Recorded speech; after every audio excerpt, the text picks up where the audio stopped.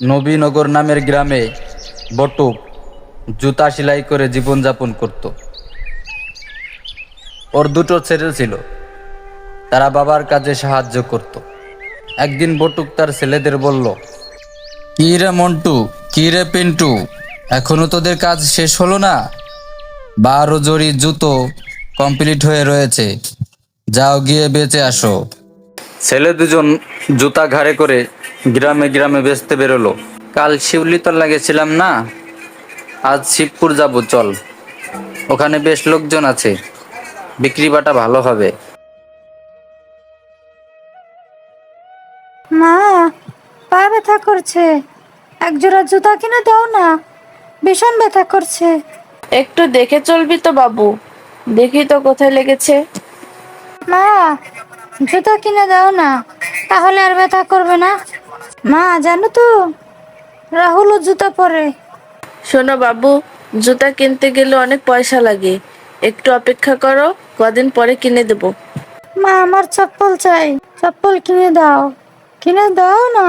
ও দাদা, বাচ্চাটার জন্য একজোড়া জুতো চাই গো, কেমন দাম পড়বে? হবে না কেন? এই দেখো, এই জুতাটা এই বাচ্চাটার পায়ের মতোই, নিয়ে নাও, ভীষণ সস্তায় বেচছি, 4 আনা দাম। দেখতে পাচ্ছিলাম বাচ্চাটা কান্না করছে। ওরে বাবা, 4 আনা? এত পয়সা তো নেই আমার কাছে। ঠিক আছে, আবার দেখবো। দুই ভাই আবার গ্রামের দিকে এগোতে লাগলো। পিন্টু বলল, ওই বাচ্চাটাকে দেখলি দাদা, ওর পা ব্যথা করছিল, ওর পায়ে জুতো থাকলে খুব ভালো হতো। জুতোটার দাম তো 2 আনা, তুই 4 আনা বললি কেন? তুই 2 আনা বললে ওরা হয়তো নিয়ে নিত। ও না নিলে কি বা হলো, অন্য কেউ নিয়ে নিবে, ওরা কিনতো না ছাই। আমি আগেই জানতাম, তাই দাম বাড়িয়ে বললাম। দাদা, চটি কত? 2 আনা। 4 আনা? একই, একজন বলছো 2 আনা, একজন বলছো 4 আনা, আমাকে বুদ্ধ ভাবছো নাকি? আচ্ছা ঠিক করে বলো, 2 আনা নাকি 4 আনা? ব্যাপারটা হলো যে ওর জুতোগুলা 2 আনার আর আমার গুলা 4 আনার। ওর সেলাইগুলি একটু কাঁচা আছে আর আমার সেলাইগুলো একেবারে পাকা, তাই 4 আনা দাম। চটিগুলো তো একই রকম দেখা যায়, আমার 4 আনাটা লাগবে না, 2 আনাটাই চলবে। তোকে আমি বলেছিলাম না, মুখ খুলবি না একদম, খরিদ্দারের স্বরে আমি কথা বলবো। দেখলি তো, 2 আনার লোকসান হয়ে গেল তো এখন। বাবা আমাদের বলেছিল 2 আনাই বেচতে, কিন্তু তুই 4 আনার কমে বেচতেই চাস না। তুই সব সময় দাম বাড়িয়ে বেচার চেষ্টা করিস দাদা। তুই যদি জুতাগুলা 2 আনা করে বেচিস, তাহলে বেশি লোক কিনবে তো, তাই নাকি? এত বেশি কথা বলিস না, এভাবে ব্যবসা করলে আমার সাথে থাকতে হবে না। ব্যবসা কিচ্ছু জানে না, আমাকে শেখাতে আসছে। চল শঙ্করদার বাড়ি যাই, ওনার জুতোটা দিয়ে দেই আগে। দুজনে এবার শঙ্করদার বাড়ি এসে পৌঁছালো। একই, জুতা খান 2 দিনে আনার কথা ছিল, 4 দিন হয়ে গেল, এত দেরি হলো কেন, কও না কেন? শঙ্করদা, এই নেন, আপনি যেমনি কইছিলেন অমনেই তৈরি করে নিয়ে আসছি। পায়ে তো বেশ ভালোই মানিয়েছে। ক পয়সার দাম কয়েছিলে আমাকে? দাদা, 5 আনা কইছিলাম। একই, আগে তুমি 4 আনা কইছিলে, এখন 5 আনা কইছো, আমি কি ভুলে যাব? মিছা কথা কেন কইছো?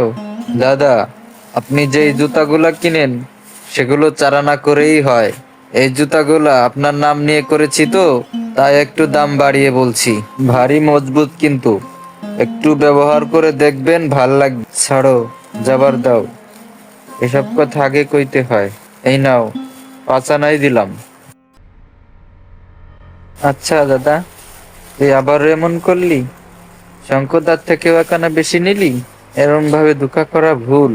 এখন তুই ভাবছিস 1 আনা বেশি কামালাম, পরে যদি ওনার জুতা কেনার দরকার হয় আমাদের থেকে আর কিনবেন না। কোথায় কিরম ভাবে কথা বলতে হয় কিছুই জানিস না, আর আমাকে শেখাচ্ছে। চল। তারপর দুজনে গ্রামে হাঁটতে লাগলো। সব বেচা কিনা সেরে মাসকাবারির জিনিস কিনে বাড়ির দিকে গেলো। বাড়ি যাওয়ার পর, কি রে, সব বিক্রি হয়েছে না ফিরিয়ে আনেছিস? দাঁড়িয়ে আছিস কেন, জবাব দে। সব বেচে দিয়েছি বাবা, কালকে। তুই দাঁড়া, এই নাও বাবা আজকের কামাই, কাল থেকে এর সাথে আমি আর যাবো না।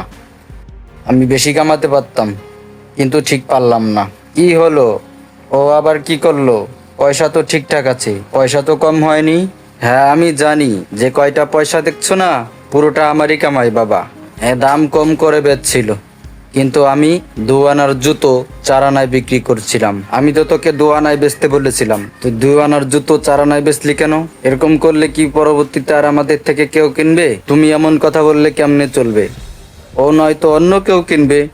রোজ কি এক লোকের কাছে বেচবো নাকি? এরম করলে ব্যবসা চলে না। ঠিক আছে, এবার যা বেচেছিস তা বেচেছিস, কাল থেকে 2 আনা করে বেচবি। নিজের বুদ্ধি এত চালাতে হবে না, ঠিক আছে? পরের দিন আবার বটুক 2 বাইকে জুতো দিয়ে বেচতে পাঠালো। বিক্রি করতে যাওয়ার সময় মন্টুর পিন্টুর সাথে যাওয়ার ইচ্ছে করছিল না। তো মন্টু পিন্টুকে বলল, শোন পিন্টু, তুই এক গ্রামে যা, আমি অন্য গ্রামে যাব। বিক্রি বাটা শেষ হবার পরে এখানেই আসবি, একসাথে বাড়ি যাব। আমাকে ছাড়া তুই কত জুতো বেচতে পারিস তাও দেখা যাবে। বাবা জানতে পারলে মন খারাপ করবে। বাবা যদি কিছু বলে আমি দেখে নেব, তুই বেরো। কিছুটা দূর এগোনোর পরে মন্টুকে একজন লোক জিজ্ঞেস করলো, এই যে এগুলো চামড়ার জুতো তো, একটু দেখাও তো। হ্যাঁ, এগুলো চামড়ার জুতো, ভীষণ মজবুত, কিন্তু ভিজলেও কিচ্ছু হবে না, এক জোড়া 1 বছর যাবে। কিনতে হলে একবার পায়ে দিয়ে দেখে নাও, মজবুতি বুঝতে পারবে। 4 আনা করে বেচছি, দেখলে তো লাগছে মজবুতি হবে, কিন্তু তুমি দামটা একটু বেশি বলছো। এর আগে তো 2 আনা করে কিনছি, এখন 4 আনা হলো কেন? এক জোড়া 1 বছরের বেশিও চলবে। আগে যেগুলি কিনেছিলেন সেগুলি এত মজবুত ছিল না। ঠিক আছে, 4 আনায় দিলাম, এই নাও। যাক বাবা, বেঁচে গেছি। পিন্টুটা সাথে থাকলে 4 আনা বেচছি কেন এ নিয়ে ঝগড়া শুরু করে দিত। ওকে অন্য গ্রামে পাঠিয়ে ভালোই করেছি। অন্যদিকে পিন্টু সব জুতোই 2 আনা করে বেচে দিল, কিন্তু এক জোড়া বাচ্চার জুতো রয়ে গেল। পিন্টু ভাবলো, ভালোই হলো, এই 1 জোড়া বেঁচে গেছে, এটা কেউ বেচলে তাড়াতাড়ি বাড়ি চলে যেতে পারবো। কিন্তু এটা ছোট বাচ্চাদের পায়ের, এটা বেচা মুশকিলই হবে। ও এগিয়ে যাচ্ছিল। আগের দিন সেই মা আর মেয়ের সাথে দেখা হলো। পিন্টুকে আসতে দেখে মেয়েটি কান্নাকাটি করে জেদ করতে লাগলো, মার কাছে জুতা কেনার জন্য বায়না করলো। ওকে দেখে পিন্টু বলল, ভাবি বাচ্চাটা কাঁদছে আর জুতা কিনতে বায়না করছে, জুতাটা কিনেই দিন না। কি বলবো ভাই, এত জেদ করছে না। ওর বন্ধু বান্ধবরা জুতা পরে খেলতে আসে বলে এও জেদ ধরেছে। আমরা তো গরিব লোক, আজ কামাই আজই খাই, কাল কি খাবো জানি না। এই তো পরিস্থিতি আমাদের, এর মুখে 2 মুঠো ভাত দিতে পারছি, এই অনেক। ভাবি এর দাম কিন্তু 2 আনা, আপনাকে আমি 1 আনায় বেচে দেবো, আপনি বাচ্চাটাকে কিনে দিন। গতকাল তো এর দাম 4 আনা বলেছিলে, কিন্তু আজকে 1 আনা বলছো। কিছু না, বাচ্চাটার মুখে হাসি ফুটুক, তাহলেই হবে। নিয়ে নিন, আমাকে শুধু 1 আনাই দিলেই হবে, ব্যাস। এরপরে ভদ্রমহিলা পিন্টুকে 1 আনা দিয়ে জুতা কিনে চলে গেল। পিন্টুরও বাচ্চাটার মুখে হাসি দেখে তার ভালো লাগলো। ও মন্টুর সাথে দেখা করতে চলে গেল। মন্টু একটা গাছের তলায় বসেছিল। কিরে, সজোর জুতো বেচতে এত সময় লাগলো? আমি তোর জন্য 1 ঘন্টা ধরে অপেক্ষা করছি। 6 জোড়ার জুতো আমি 20 আনায় বেচেছি, জানিস? বাবা যা বেচতে বলেছিল তার থেকে আমি 8 আনা বেশি বেচেছি। তুই কত বেচেছিস? আমি 6 জোড়ার জুতো 11 আনায় বেচেছি। বাবা যা বেচতে বলেছিল তার থেকে 1 আনা কমে বেচেছি। আমি জানতাম তুই এমনিই করবি, এই জন্যই তোকে বলেছিলাম আমার সাথে আসতে হবে না। ঠিক আছে, এখন তুই বাবাকে কি বলবি তুই ভেবে নে।